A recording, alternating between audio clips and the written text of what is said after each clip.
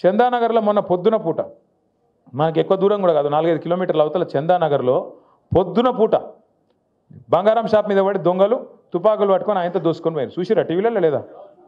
ఇలా పట్టించుకుంటాడు లేడు హైదరాబాద్లో. భయం లేదు, భక్తి లేదు. ఎందుకంటే వీళ్ళే దోసుకోవట్రు, దండుపాలెం బ్యాచ్ లెక్క వీళ్ళే మోపోయింది. ఇక వాళ్ళకు ఇంకోటి దొంగ ఎందుకు భయపడతాడు? చిన్న దొంగ పెద్ద దొంగ. చిన్న దొంగలు పెద్ద దొంగకు భయపడతారా? అందుకే ఇవాళ డే లైట్ మర్డర్స్ అవుతున్నాయి. క్రైమ్ రేట్ 41% పెరిగింది. సీసీ కెమెరాలు పనిచేస్తలేవు. ఆఖరికి గల్లీలో పెట్టిన లైట్లు పనిచేస్తలేవు, బుగ్గలు పనిచేస్తలేవు.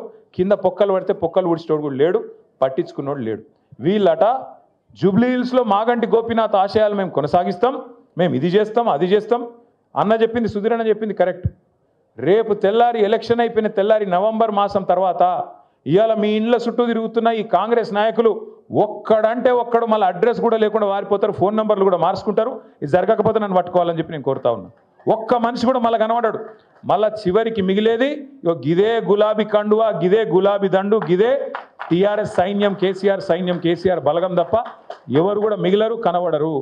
మళ్ళా హైదరాబాద్ ప్రజలతోని మళ్ళా కలిసిమెలిసి ఉండేది, మళ్ళా కొట్లాడేది, సమస్యల పరిష్కారానికి ముంగట పడేది మన పార్టీ తప్ప వాళ్ళతో కాదు. ఒకటి యాద్ చేసుకోండి, 2014లో రాష్ట్రం వచ్చింది. అప్పుడు వెంగళరావు నగర్ డివిజన్లో, మధురానగర్లో, అట్లాగే మీ దగ్గర ఉండే ఇంకా ఇతర బస్తీలలో, రేమత్ నగర్లో, ఇంకా జవహర్ నగర్, యాదగిరి నగర్ అంతటా కూడా ఆ రోజుల్లో కొన్ని అనుమానాలు ఉండే. ఏమవుతుందో, రాష్ట్రం కొత్తగా వచ్చింది, మన పంచాయతీలు పెడతారా వీళ్ళు, ఆంధ్ర తెలంగాణ పంచాయతీలు అయితాయా, ఇంకోటి ఏమన్నా అవుతుందా, తెల్లారులేస్తే గుద్దుకునుడు తన్నుకునుడు ఉంటుందా, ఇవన్నీ అనుమానాలు ఉండే. కానీ ఏమన్నా అయిందా ఎక్కడైనా? ఎవరినన్నా కనీసం గొడవలు, పంచాయతీలు, గుద్దుకునుడు తన్నుకునుడు కాదు, కనీసం ఒకరినొకరు ఎవరైనా గిచ్చుకున్నారా? కనీసం 10 ఏళ్ళు ఎంత భద్రంగా ఉండే తెలంగాణ, 10 ఏళ్ళు హైదరాబాద్ ఎంత సురక్షితంగా ఉండే కేసీఆర్ గారి నాయకత్వంలో, అదే ఇవాళ ఎట్లయింది? లైట్లు పనిచేయాయి, బుగ్గలు పనిచేయాయి, పొక్కలు ఊడిచేటోడు లేడు, డే లైట్ మర్డర్స్ అవుతాయి, డే లైట్ల జ్యువెలరీ షాప్ల మీద వాడు దోసుకుంటారు, ఆడపిల్లల మీద అత్యాచారాలు పెరుగుతాయి. మొత్తం 41% క్రైమ్ రేట్ హైదరాబాద్లో పెరిగింది. నిన్న మీరు వార్తలు చూడండి, ఇవాళ పేపర్లలో 3 కొట్టుకపోయిన వర్షాలలో, 3 కొట్టుకపోయిన వర్షంలో. అంటే నేను ఎందుకు చెప్తున్నా ఇదంతా అంటే, పట్టించుకునేటోడు లేడు హైదరాబాద్ని. ఇవాళ ఒక మంత్రి లేడు, ఒక ఎమ్మెల్యే లేడు అని కనీసం అడిగేటోడు కూడా లేడు హైదరాబాద్లో. అటువంటి పరిస్థితి ఈ కాంగ్రెస్ ప్రభుత్వంలో ఉన్నది. జిమ్మెదారు గల ప్రభుత్వం అయితే, నిజంగా బాధ్యత గల ప్రభుత్వం అయితే, ఇట్లాంటి వర్షాలు పడుతున్నప్పుడు సీరియస్గా పెద్ద ఎత్తున ఇబ్బందులు ఉన్నప్పుడు ప్రజలకు ఒక 3 మంత్రులను జూబ్లీ హిల్స్ ఎలక్షన్లో పెట్టుడు కాదు, 3 మంత్రులను హైదరాబాద్ మొత్తంలో పెట్టి ఎక్కడ సమస్య ఉంటే అక్కడ పోయి పరిష్కారం చేస్తే ఒక గది ప్రభుత్వం అవుతుంది. ఆ పని మనం చేసినాం 10 ఏళ్ళు, వీళ్ళు చేయలేదు. సరే, మనం కట్టినట్టు వీళ్ళకు 36 ఫ్లైఓవర్లు కట్టే చేత కాకపోవచ్చు, కానీ కనీసం పొక్కలు ఊడ్చే తెలివి కూడా లేదా? కనీసం రోడ్ల మీద గుంతలు పడితే ఆ గుంతలు ఊడ్చే తెలివి కూడా లేదా? దయచేసి ఆలోచించండి. నేను మిమ్మల్ని కోరేది ఒక్కటే, ఇవాళ మీరందరూ కూడా 56 బూత్లకు సంబంధించిన బూత్ కమిటీ సైనికులు ఇక్కడ ఉన్నారు. మీ అందరితో నా ప్రార్థన ఒకటే, మళ్ళీ కేసీఆర్ గారే రావాలనే మాట ఇవాళ హైదరాబాద్లో కాదు, ఇవాళ రాష్ట్రంలో ఉండే ప్రతి వర్గం నుంచి ఒక్కటే మాట వినబడతా ఉన్నది. అప్పుడే మంచిగుండే, తిరిగి కేసీఆర్ గారిని తెచ్చుకోవాలనే మాట వినబడతా ఉన్నది. అందుకే నేను మిమ్మల్ని కోరేది ఒకటే, కేసీఆర్ గారు తిరిగి మళ్ళీ రాష్ట్రానికి నాయకత్వం వహించాలి అంటే ఆ జైత్రయాత్ర మీ జూబ్లీ హిల్స్ నుంచే మొదలు కావాలని చెప్పి నేను కోరుతా ఉన్నా. మీ వెంగళరావు నగర్ డివిజన్ నుంచే మొదలు కావాలని నేను కోరుతా ఉన్నా. यहीं से शुरू होना अपनी जीत की जो सिलसिला है, यहीं से शुरू होना है.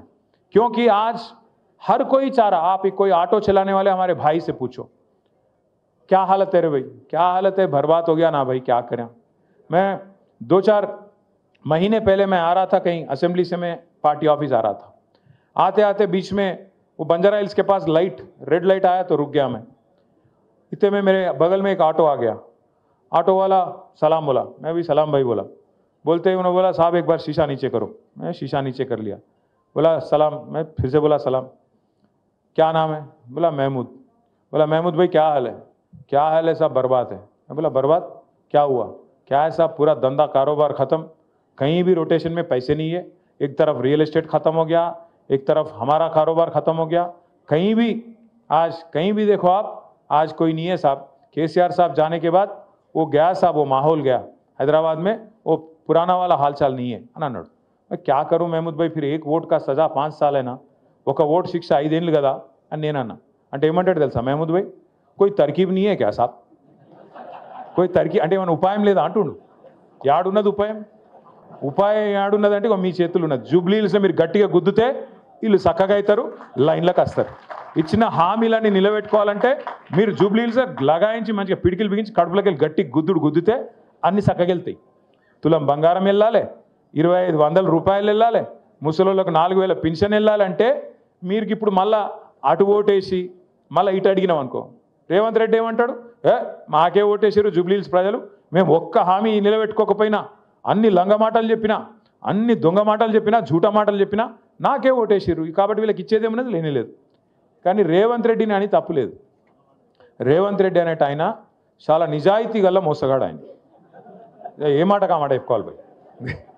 ఎందుకంటే ఆయన ముందే చెప్పిండు, ఎలక్షన్ ముందే ఏం చెప్పిండు, ప్రజలు మోసం చేసేటోళ్ళనే నమ్ముతారు, మోసగాళ్ళనే నమ్ముతారు, అందుకే మేము మోసం చేస్తామని చెప్పిండు. పాపం ఆయన చాలా నిజాయితీ గల మోసగాడు, ఆయన అన్ని తప్పులేదు.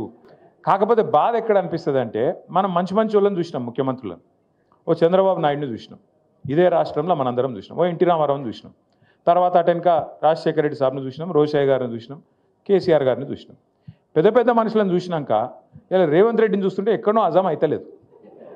ఏమిటికంటారా, నాకేం పగలేదు, పంచాయతీ లేదు, ఏమిటికంటారా? ఎవడన్నా ముఖ్యమంత్రి నేను సెక్రటేరియట్లో లంకె బిందెలు ఉంటాయని కొని వచ్చిన భయ్, లంకె బిందెలు ఉంటాయి సెక్రటేరియట్లో. లంకె బిందెల కోసం ఎవడు తిరుగుతాడు? అర్ధరాత్రి తువాలలు కప్పుకొని తటపారలు పట్టుకొని తిరిగేది దొంగలు. ఎవడన్నా ముఖ్యమంత్రి లంకె బిందెలు ఉంటాయంటాడు సెక్రటేరియట్లో, గట్లు ఉన్నాడు ఈయన. రెండోది నేను అడుగుతా, ఇప్పుడు ఈ అర్రల ఈ రూమ్లో ఎవరన్నా అప్పు లేని వాళ్ళు ఉన్నారా? అప్పు ఖర్జా नहीं है सो आदमी कोई है यहाँ पे, है तो हाथ उठाओ.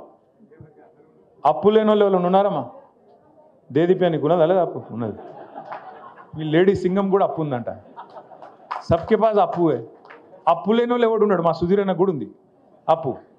ఎందుకంటున్నా అంటే వెంకటేశ్వర స్వామి గుడి ఉంది రా భయ్, మా వాళ్ళకి లేక దేవుని గుడి ఉంది.